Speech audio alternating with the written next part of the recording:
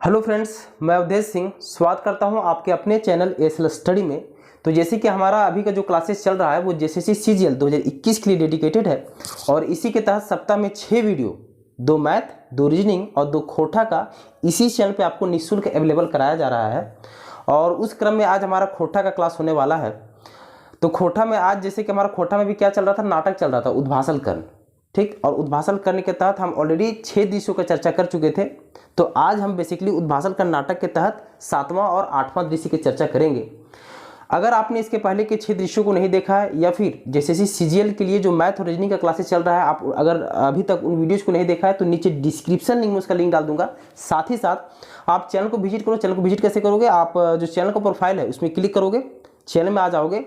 पहले मिलेगा आपका होम सेक्शन, उसके बाद वीडियो का सेक्शन, उसके बाद आएगा प्लेलिस्ट। तो प्लेलिस्ट में जाओ, बाकायदा उसमें टॉपिक वाइज बना हुआ है, जैसे सीजीएल मैथ, जैसे सीजीएल रीजनिंग, जैसे सीजीएल खोटा। तो टॉपिक वाइज वहाँ बना हुआ है, वहाँ जाके आप मैथ, रीजनिंग या खोटा किसी का वीडियो देख सकते हो।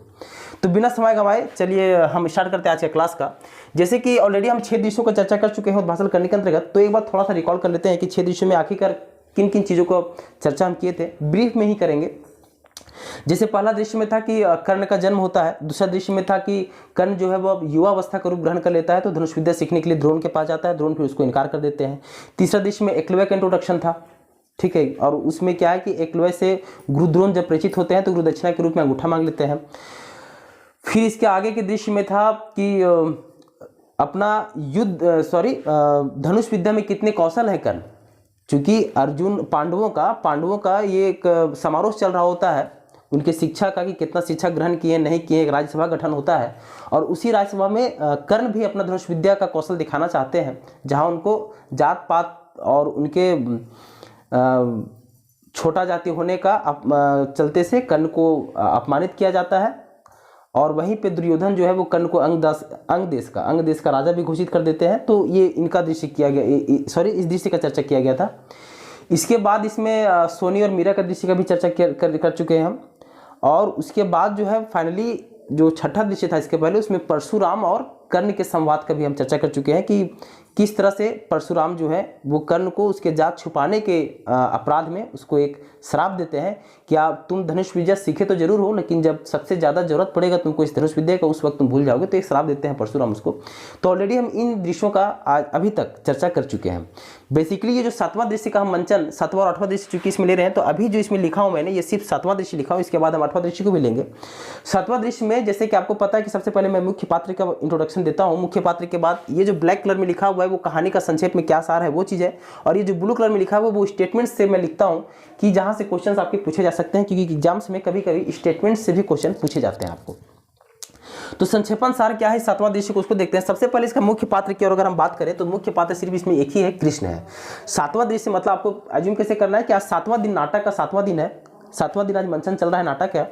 तो इसमें मुख्य पात्र जो है वो कृष्ण है। संक्षेपण सार इसका ये है कि पांडव वनवास काट के हस्तिनापुर घुरोहत, ठीक। पांडव जो है वो वनवास काट के हस्तिनापुर लौटते हैं। घुरोहत मतलब क्या होता है, घुरोहत अर्थात होता है कि लौटना, ठीक। और वनवास का मतलब क्या होता है, जंगल। मतलब वनवास एक आप बोल सकते हो कि सजा के तौर पे, पहले जैसे कि रामायण में भी भगवान राम को 14 साल का वनवास मिला था, महाभारत में भी पांडवों को वनवास मिला था।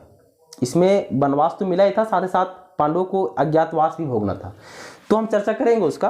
तो वनवास काट के हस्तिनापुर क्या है कि पांडव वनवास काट के हस्तिनापुर घुरोहत, और कृष्ण मने मने भाभुहत। भाभु अर्थात क्या होता है कि सोचते हैं या फिर अनुमान लगाते हैं, ठीक।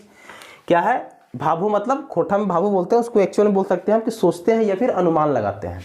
क्या है कि पांडव वनवास काट के हस्तिनापुर घुरोहत और कृष्ण मने मने भाभुहत, जे पांडव दुर्योधन से अपन अधिकार मांगबथी तखन झगड़ा हतई और तकर से बेजान अनिष्ट भेतई और गोटा कौरव वंश के नाश है जतई, ठीक। अब इसका संक्षेपण सार मैंने लिखा हूं, इसको थोड़ा सा डिटेलिंग करते हैं। यहाँ पे कृष्ण के मन में एक उद्गार चल रहा है, कृष्ण किसी को बोल नहीं रहे हैं, उनके मन में एक थॉट प्रोसेस चल रहा है कि चूंकि 13 साल का वनवास अब पांडवों का कंप्लीट हो चुका है। अच्छा, ये वनवास क्यों मिला था? तो पासे के खेल में युधिष्ठिर जो है वो दुर्योधन से हार गया था, क्योंकि दुर्योधन के साइड में शौकनी था और पासे का बहुत बड़ा खिलाड़ी कहा जाता था शौकिनी। शौकिनी कभी पासे का खेल हारा नहीं था। उसके पीछे का भी बहुत बड़ा स्टोरी है कि उसका जो पासा जो बना हुआ था वो उसके पिताश्री के राख से, उनका पिताश्री जब डेथ किए थे शौकिनी के, तो उनके मृत्यु राख से उन्होंने उस पासा को सृजित किया था। तो इस कारण से कहा जाता है कि उनका जो पासा था शौकिनी का, वो शौकिनी का कहा हुआ या शौकिनी का सोचा हुआ ही अंक देता था हमेशा। तो इस कारण से जो गेम हुआ था उसमें युधिष्ठिर हारे थे और उसी हार में उनको वनवास भी हुआ था और अज्ञातवास भी हुआ था। एक्चुअल में 13 साल का वनवास जो हुआ था उसमें 12 साल का वनवास हुआ था और 1 साल का अज्ञातवास हुआ था। ठीक, अब अज्ञातवास क्या होता है सर?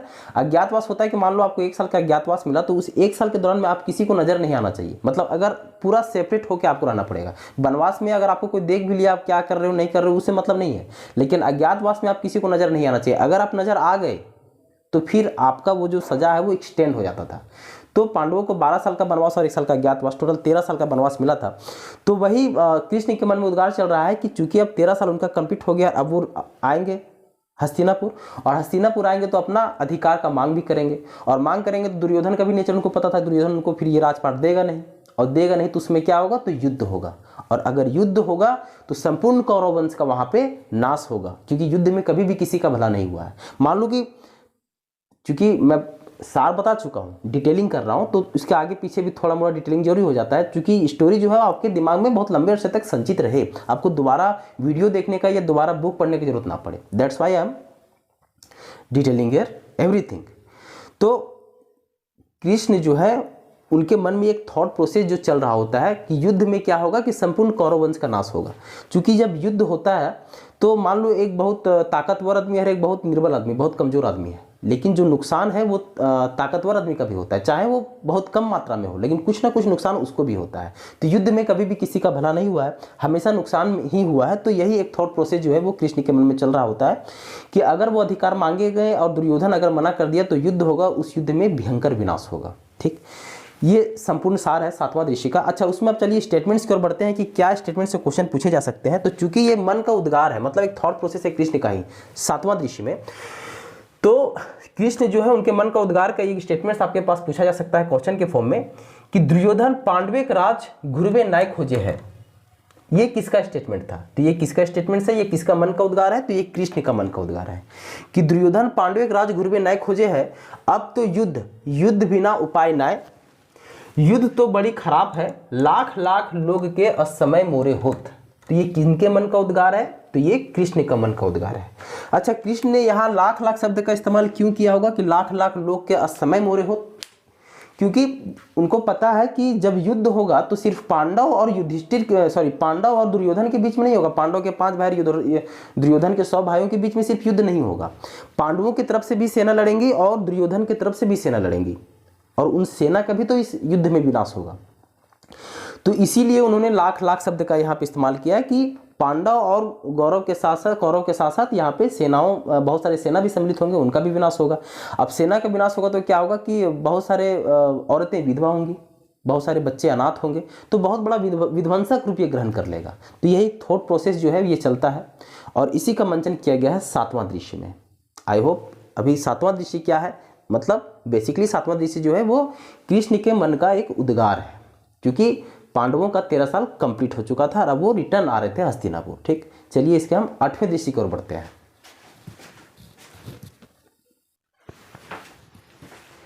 तो हमारा 8वां दृश्य है कि 8वां दृश्य में मेन चीज देख लेते हैं कि अपना मुख्य पात्र कौन कौन से हैं। तो 8वां दृश्य जो है इसमें मुख्य पात्र है विदुर, कृष्ण, दुर्योधन और कर्ण। तो ये 4 व्यक्ति जो हैं, मतलब 4 व्यक्ति मैं क्यों बोल रहा हूँ, क्योंकि ये 4 लोगों का रोल प्ले कर रहे हैं, एक विदुर का, एक कृष्ण का, एक दुर्योधन का और एक कर्ण का। तो 8वां दृश्य में मुख्य पात्र है विदुर, कृष्ण, दुर्योधन और कर्ण। ठीक, अब इसका संक्षेपण सार क्या है 8वां दृश्य का, उसको हम पहले देख लेते हैं, बीच बीच में डिटेलिंग भी करते जाएंगे। क्या है कि कृष्ण दुर्योधन के समझावे जाहथी। ठीक, अब जैसे कि इसके पहले के 7वां दृश्य में आपने ये पढ़ा कि 7वां दृश्य में कृष्ण के मन में ये उद्गार चल रहा होता है कि पांडव चूंकि 13 साल का वनवास कंप्लीट करके आ चुके हैं, अब वो हक मांगेंगे तो युद्ध होगा।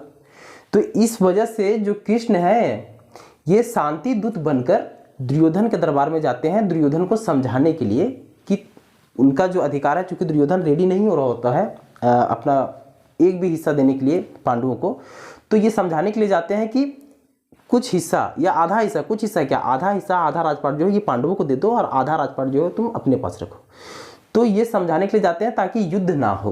तो एक शांति दूत बन के पांडवों की तरफ से कृष्ण जाते हैं दुर्योधन के दरबार में। तो उसी का संवाद यहाँ पे लिखा हुआ है कि कृष्ण दुर्योधन के समझावे जाहती, मतलब कृष्ण जो है वो दुर्योधन को समझाने के लिए जाते हैं, मगर उस समझे तो दूर, मगर मतलब किंतु, किंतु दुर्योधन जो है वो समझने की तो दूर की बात है, मगर उस समझे तो दूर बेगर जुद के एगो सुई के नोखे बराबर भूई पांडव के दिए ले तैयार नाय भेवो है। मतलब क्या हुआ कि कृष्ण जो है वो दुर्योधन के समझाने के लिए जाते हैं, मगर दुर्योधन जो है वो समझना तो दूर बिना युद्ध के, यहाँ जो लिखा हुआ है ना कि बेगर युद्ध के, मतलब बिना युद्ध के, एगो सुई के नोखे बराबर भूमि, भूमि मतलब होता है जमीन या भूमि, है ना, कि क्या है कि बेगर युद्ध के एगो सुई के नोखे बराबर भूमि पांडव के दिए ले तैयार नाय भेवो है। मतलब क्या हुआ कि बिना युद्ध के दुर्योधन जो है वो एक सुई का नोक, ये जो सुई अपन यूज करते हैं ना कपड़ा उपड़ा सीने के लिए, उसके नोक के बराबर भी जमीन, आधा राजपाट, चूंकि वो कृष्ण का एक कहना होता है कि आधा राजपाट पांडवों को दे दो और आधा राजपाट तुम अपने पास रख लो, लेकिन दुर्योधन जो है वो बिना युद्ध के एक सुई का नोक रख सके उतना भी जमीन देने के लिए पांडवों को तैयार नहीं होते, तो आधा राजपाट तो दूर की बात हो गया।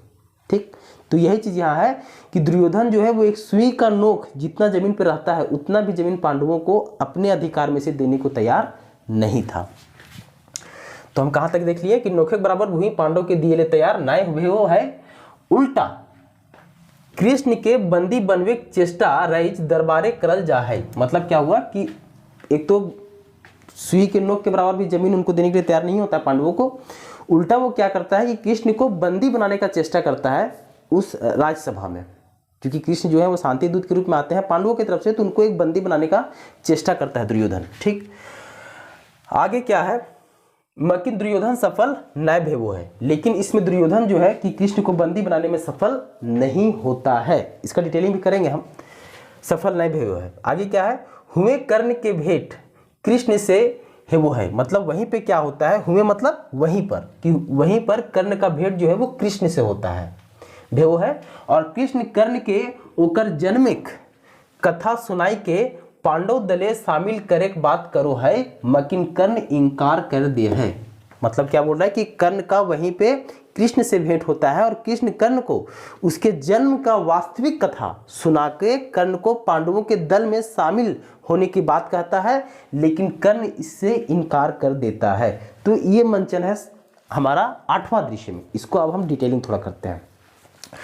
8वां दृश्य में बेसिकली ये बताया जा रहा है कि कृष्ण को चूंकि ये मन में उद्गार चलता है और ये एक बार संदेश भी भेजा जाता है, लेकिन दुर्योधन तो रेडी होता नहीं है। दुर्योधन जो है वो युद्ध के लिए तुला हुआ होता है। इसके पीछे रीजन ये भी होता है कि शौकनी जो कि दुर्योधन का मामा होता है, थोड़ा सा डिटेलिंग आगे पीछे कर लेते हैं हम। शौकनी जो कि दुर्योधन का मामा होता है वो इस कदर उसके दिमाग में भर देता है सारा चीज कि उनको, दुर्योधन को ये लगने लगता है कि पांडव जो है वो बहुत ही कमजोर है, निशक्त है, वो कुछ नहीं कर सकते। मतलब डरपोक बोल सकते हो आप, डरपोक है या दुर्बल है। तो ये जो थॉट प्रोसेस है दुर्योधन के मन में, ये शौकनी का भरा हुआ होता है। ठीक, तो जब कृष्ण जो है वो समझाने के लिए जाते हैं दुर्योधन को कि तुम मान जाओ, आधा राजपाट जो है वो पांडवों को दे दो, तो दुर्योधन का ये कहना होता है कि आधा राजपाट तो दूर की बात है, एक सुई का नोक रख सके पांडव उतना भी जमीन हम पांडव को देंगे नहीं। ये कहने के बाद उल्टा वो जो दुर्योधन है वो क्या करता है कि कृष्ण को बंदी बनाने का भी चेष्टा करता है राजसभा में, लेकिन कृष्ण जो है वो अपना सुदर्शन चक्र वहां चलाकर एक जाल रच देते हैं और दुर्योधन जो है उनको बंदी बनाने में सफल नहीं होता है। वहीं पे उस राज्यसभा में चूंकि कर्ण भी बैठा हुआ होता है, चूंकि कर्ण जो है वो दुर्योधन का परम मित्र होता है। इसके पीछे के दृश्य में देखें ना, जहाँ पे दुर्योधन कर्ण को अंगराज का राजा घोषित कर देता है, उसी समय से कर्ण जो है वो ऋणी हो जाता है दुर्योधन का। तो राज्यसभा में चूंकि कर्ण भी बैठा हुआ होता है, तो उस कर्ण का भेंट वहीं पे कृष्ण से होता है और कृष्ण को ये चीज पता होता है कि दुर्योधन का ये जो थॉट प्रोसेस है, एक तो शौकनी का भरा हुआ है, दूसरा वो अगर किसी के बल पे उछल रहा है तो वो कर्ण के बल पे उछल रहा है, क्योंकि कर्ण इसमें कोई संदेह नहीं था कि बहुत ही यशस्वी था, इसीलिए आज हम उनके बारे में ये स्टोरी पढ़ रहे हैं। उद्भासल कर्ण, उद्भासल का अर्थ हम समझे थे कि उद्भासल का अर्थ क्या होता है, आलोकित कर्ण या फिर तेजोमय कर्ण। तो बहुत ही यशस्वी, बहुत ही शक्तिशाली योद्धा थे कर्ण, ठीक। और साथ ही साथ उनका 2-3 चीज़ जो ईश्वर के रूप में प्रदान था वो भी बहुत शक्तिशाली था। जैसे उनका कवच कुंडल जो था वो बहुत ही ऐश्वर्य था, मतलब मारा नहीं जा सकता था कवच कुंडल का रहते हुए कर्ण को। और साथ ही साथ बहुत बड़ा योद्धा तो थे ही वो। तो एक इसी वजह से दुर्योधन को एक गुमान, एक घमंड हो गया था कि इतना बड़ा शक्ति उनके साथ है। तो जब कर्ण का भेंट वहाँ पे कृष्ण से होता है तो कृष्ण जो है वो कर्ण का जन्म का वास्तविक कथा सुनाते हैं। मतलब क्या हुआ इसका कि कर्ण अभी न होता है कि कर्ण किसका बेटा है। कर्ण तो अपने आप को सूत का बेटा मान रहा होता है, सारथी का बेटा मान रहा होता है अपने आप को। लेकिन कृष्ण उसी वक्त वहाँ पे कर्ण को बताते हैं कि वास्तव में तुम उस सारथी के बेटा नहीं हो, वास्तव में तुम सूर्य के पुत्र हो, जो कि कुंती को उनके अविवाहित अवस्था में सूर्य के प्रसाद के रूप में प्राप्त हुए थे। मतलब कि तुम कुंती के पुत्र हो और पांडवों के सबसे बड़े भाई हो, पांडवों के सबसे बड़े भाई हो। इसीलिए तुम युधिष्ठिर का दल का त्याग कर दो, क्योंकि तुम्हारे ही बल पर, थोड़ा सा डिटेलिंग कर रहे हैं, तुम्हारे ही बल पे ये जो दुर्योधन के दल को त्याग कर दो, क्योंकि दुर्योधन जो है वो तुम्हारे ही बल पर उछल रहा है, तुम्हारे ही बल पे युद्ध करने को तुला हुआ है। और ये युद्ध होगा तो बहुत बड़ा विनाश होगा। और अगर तुम चाहते हो कि ये विनाश ना हो तो दुर्योधन का दल का त्याग करो और पांडवों के दल में सम्मिलित हो जाओ। लेकिन चूंकि कर्ण जो है वो यशस्वी और शक्तिशाली तो होता ही है, साथ ही साथ कर्ण के लिए उसका स्टेटमेंट्स, उसका कमिटमेंट बहुत बड़ा चीज़ होता है, बहुत बड़ा दानवीर भी होता है कर्ण। इसका भी हम कथा आपको सुनाएंगे कहीं कि दान के बारे में इसका है, आगे के दृश्यों में इसका चर्चा किया गया है कि कितना बड़ा दानवीर होता है कर्ण। तो कर्ण दानवीर तो होता ही है, साथ ही साथ अपने कमिटमेंट पे खरा उतरता है। क्योंकि कर्ण एक कमिट कर चुका होता है दुर्योधन से, उसी वहाँ पे जहाँ पे अंगराज का राजा घोषित जब करता है दुर्योधन उसको, उसी समय उससे कमिटमेंट कर चुका होता है कि मेरा ये जिंदगी जो है वो आपका ऋणी है, जब तक जीवित रहूँगा आपके ही अधिकार में रहूँगा। तो चूंकि ये कमिटमेंट कर चुका होता है तो कर्ण इस वजह से पांडवों के दल में सम्मिलित नहीं होके दुर्योधन के दल में ही रहना चाहता है और कृष्ण को मना कर देता है।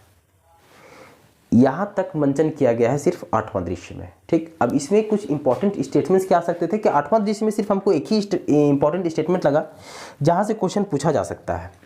जैसे दुर्योधन क्या कहता है कि युधिक बिना सुयोग नोखो जितना माटी उठे हम पांडव के नाय देवी कृष्ण। तो क्वेश्चन कैसा हो सकता है कि युधिक बिना सुयोग नोखो जितना माटी उठे हम पांडव के नाय देवे कृष्ण, ये किसका स्टेटमेंट है? तो ये दुर्योधन का स्टेटमेंट है। मतलब क्या हुआ कि युद्ध के बिना सुई के नोक के बराबर, यहाँ पे तो बोला जा रहा है कि सुई के नोक के बराबर माटी उठे या फिर सुई के नोक के बराबर भूमि भी हम पांडवों को नहीं देंगे। तो ये किसका स्टेटमेंट था? ये दुर्योधन का स्टेटमेंट था। तो यहीं से क्वेश्चन एक अराइज किया जा सकता है, डेट्स वाई मैंने इसको यहाँ पे लिखा है। आई होप वीडियो आपको समझ में आया होगा, पसंद आया होगा। वीडियो अगर अच्छा लगे तो इसको जितना हो सके अपने दोस्त यारों के साथ शेयर जरूर करें। और अगर अभी तक आपने चैनल को सब्सक्राइब नहीं किया है तो चैनल को सब्सक्राइब अवश्य कर लें, क्योंकि जेएसएससी सीजीएल के तहत आपको इसी तरह की वीडियो मैथ, रीजनिंग और खोटा का इसी चैनल पे निःशुल्क आपको अवेलेबल करवाया जाएगा। आप वीडियो सेक्शन, आप मेरे चैनल को विजिट करो, प्लेलिस्ट में जाओ, वहाँ आप वीडियोज़ को निकाल के देख सकते हो। निसंदेह आपको वीडियो सारा समझ में आएगा। मिलते हैं अगला वीडियो में। और अगला वीडियो जो है वो हमारा, जैसे कि इसके पहले रीजनिंग का 2 वीडियो हो चुका है, आज लेके खोटा का 2 वीडियो हो चुका है इस सप्ताह का। तो अगला वीडियो में हम मैथ के टॉपिक के साथ मिलेंगे। आई थिंक मैथ में रिमाइंडर थ्योरम चल रहा था, तो उस पर शायद एक वीडियो और बने। तो मैथ के टॉपिक के साथ हम फिर मिलेंगे इसके अगला वीडियो में।